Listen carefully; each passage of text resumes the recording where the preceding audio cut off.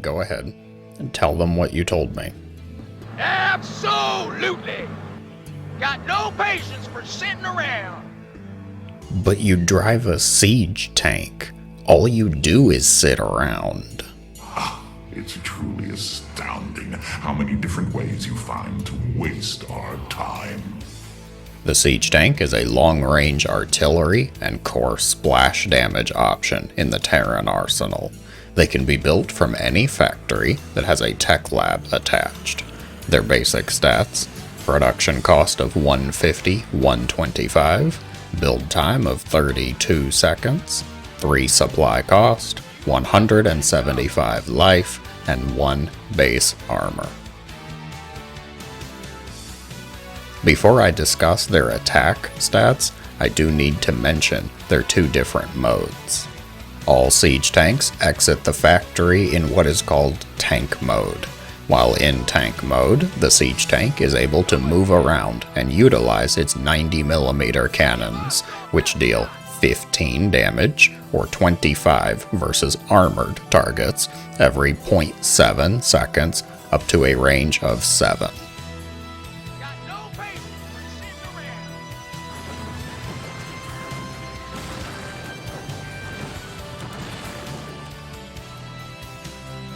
When you're ready to let them live up to their namesake, you can hit the Siege Mode ability.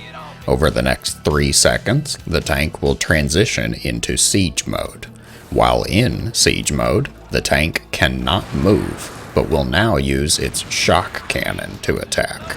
This large cannon deals 40 damage, or 70 versus armored targets, every 2.14 seconds, up to a range of 13. Be aware though, there is a minimum range in Siege Mode as well. If a unit gets within a range of 2, the tank can no longer fire at them while in Siege Mode. Tank Mode is fine though. Now for usage. These bad boys are incredible. Whether they're on defense or helping with a push, I think we all know how strong siege tanks can be. There's 2 points that I want to bring up. The first is about their vision and range. Siege Mode has an attack range of up to 13, but the tanks themselves only have a vision range of 11. So in order to maximize their efficacy, you should have some method of spotting for the tanks, whether that's Marines that run ahead of the tanks, air units such as Vikings, medevacs, or Liberators flying overhead, or just having an orbital command at the ready to scan. They all work. The second point is about their damage output. I won't crunch the numbers on camera, but get this. Tank Mode actually does more damage in a single target context than Siege Mode, taking both of their ranges into account. The major advantages of Siege Mode over Tank Mode is that longer range and its splash damage. Obviously, the increased range makes Siege Mode unbelievably invaluable, but I guess my point here is to don't just write off Tank Mode. I have joked on the channel before that it's illegal to attack with unsieged tanks, but they actually can pack quite the punch in the right situation. Siege tanks are a slow but powerful force. They benefit from having friends. Ugh, gross. Keep Marines, Marauders, or Hellbats nearby to protect them. Have a method of maintaining vision of your opponent's army to prevent a surprise attack, and try to locate a good spot to entrench. Cliffs, walls, and buildings are great assets too. Anything to help prevent enemies from getting into melee with the tanks. Once you're set up, then it becomes more of a tactical game. Slow, steady pushes, careful movements. Let your opponent make the mistake of testing your contain. Ah, the glorious siege tank, a potential staple in every matchup. Counterplay can be a bit frustrating since their entire premise is about entrenched positions. Once the tank count gets high enough, you simply cannot just attack move units into that area.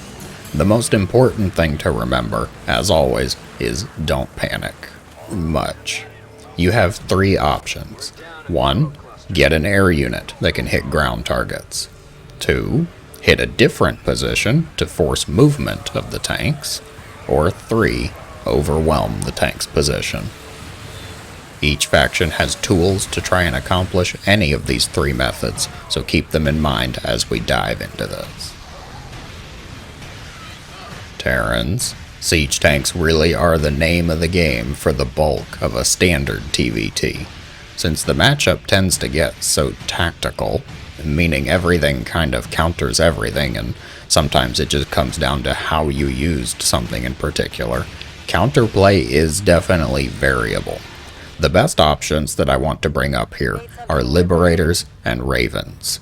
Liberators are the go-to answer I recommend for all players. Their anti-ground mode is essentially a giant screw you to tanks.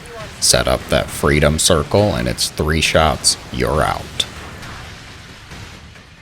Ravens are for the more micro-capable. Interference Matrix tends to be the choice ability here, but auto turrets have their uses too. Have your army at the ready, let loose the matrices to shut down the tanks, and then wipe the floor clean.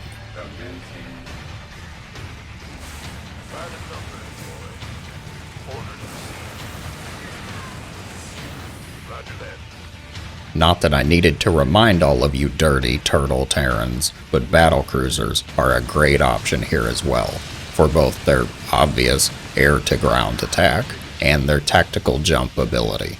You can give your opponent quite the fire to put out.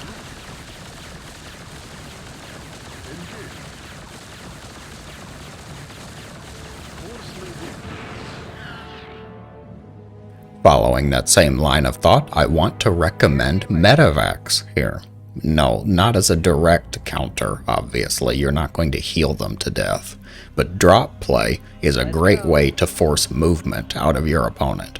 If he's got those 6 tanks set up on your doorstep, he likely won't have too much going on at home, will he?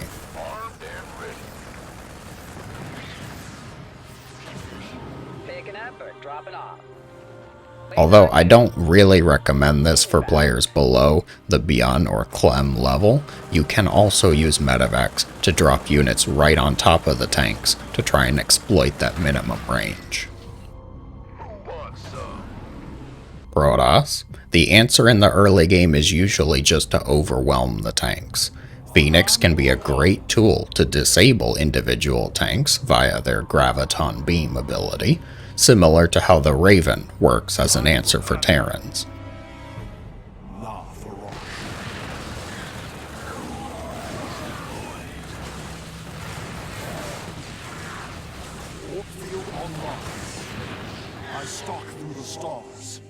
As the game progresses, you can find salvation in a few options. Tempests, although expensive, can be a perfect answer so long as they have vision of their targets. An omen. We interpret. Harmony. Victory is in our grasp.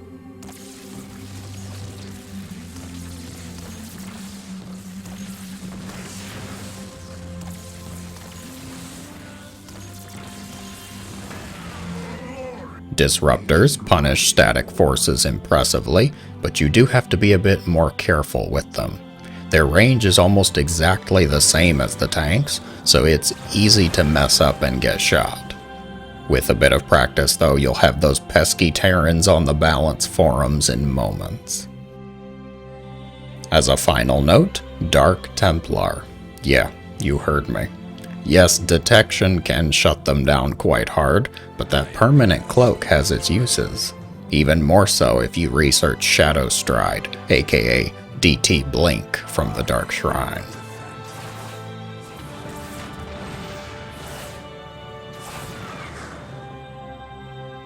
Zerg, if you get one thing out of this video, one thing, let it be this word. You ready? Here we go. Vipers. Please, please stop running roaches and hydras into the line of siege tanks. If it's anywhere near the 10-minute mark, you should already be closing in on hive tech. Get a few Vipers, have them drink up a building or two, and then go cast Blinding Cloud and break that tank position.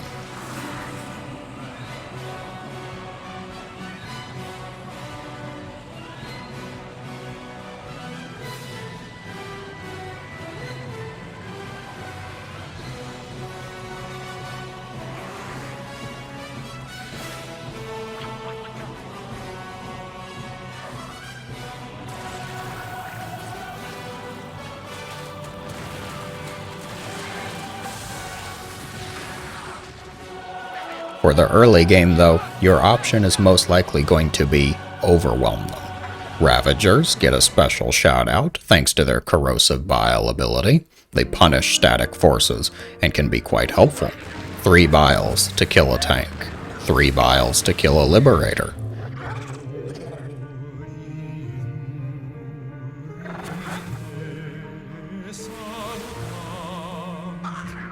Other than that, your reliable options are going to be air units. Mutas can either kill the tanks directly or hit somewhere else to make the Terran panic, potentially move Marines and then open up the tanks to counterattack. Broodlords are the late game kings of killing siege tanks. Just be mindful of ghosts and Thors.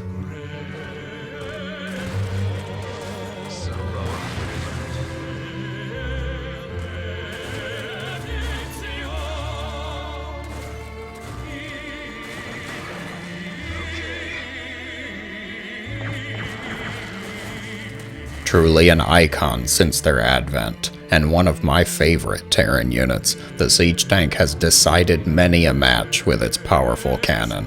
I hope this was helpful or entertaining. Thank you guys so much for watching. As always, I hope you have a great day.